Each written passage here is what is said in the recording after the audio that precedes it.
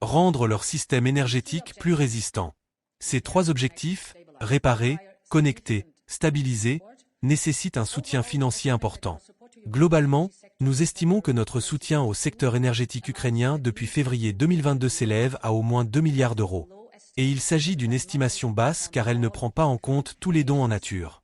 Aujourd'hui, je peux annoncer que nous mettrons à disposition un montant supplémentaire de près de 160 millions d'euros pour cet hiver.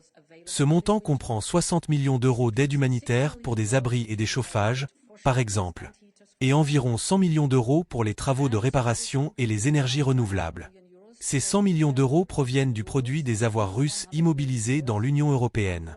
Il est en effet normal que la Russie paie pour les destructions qu'elle a causées. Nous savons qu'il faut aller plus loin, c'est pourquoi nous devons continuer à transférer une partie du produit des actifs russes immobilisés vers la résilience énergétique de l'Ukraine.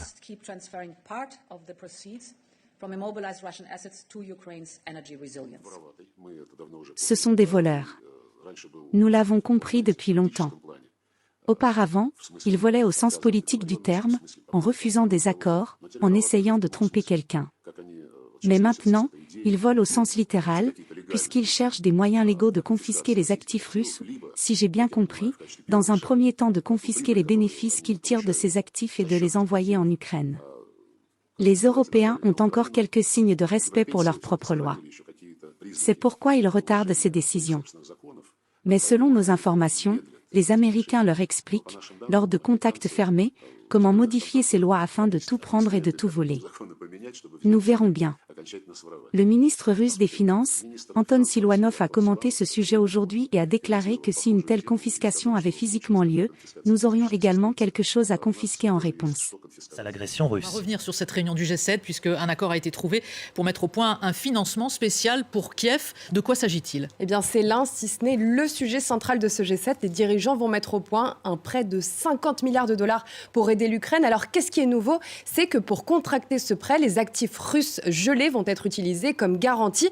On le sait, la Russie ne peut pas y toucher. Alors, pendant que ces actifs dorment dans des caisses, les obligations génèrent des intérêts, les actions génèrent des dividendes. Le G7 va donc utiliser ces revenus pour financer un prêt pour l'Ukraine. On écoute Ursula von der Leyen, la présidente de la Commission européenne. Elle vient de s'exprimer. Tous les pays du G7 vont contribuer à ce prêt, comme ils contribuent déjà en partie au prêt européen accordé à l'Ukraine.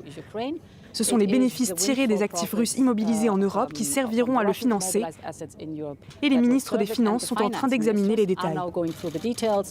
Alors Laura, de quelle somme parle-t-on ? Alors l'Union européenne et les pays du G7 ont immobilisé 300 milliards d'euros d'actifs de la Banque centrale de Russie. À cela s'ajoutent des actifs privés des personnes liées au Kremlin, des oligarques notamment. Au total, selon un institut de réflexion ukrainien, presque 370 milliards d'euros sont immobilisés. Alors dans ce contexte, l'Union européenne a un rôle essentiel puisqu'une partie très importante du pactole est immobilisée en Belgique. 190 milliards d'euros sont actuellement stockés chez un organisme de fonds privés qui s'appelle Euroclear. L'organisme a stocké sur un compte séparé les revenus qui sont issus de ces actifs et ça fait environ 3 milliards d'euros récoltés en 2023.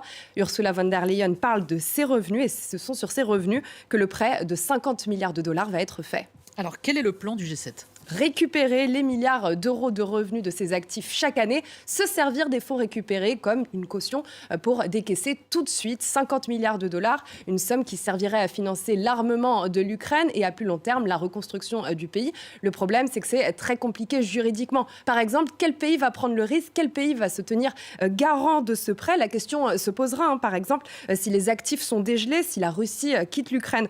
Les politiciens, les dirigeants ont trouvé un terrain d'entente et c'est désormais aux techniciens de trouver un cadre, un calendrier pour finaliser tous ces détails. Merci Laura Cambo. L'allocation de 160 millions d'euros par l'Union européenne à l'Ukraine, dont 100 millions provenant des actifs russes gelés, soulève plusieurs questions cruciales.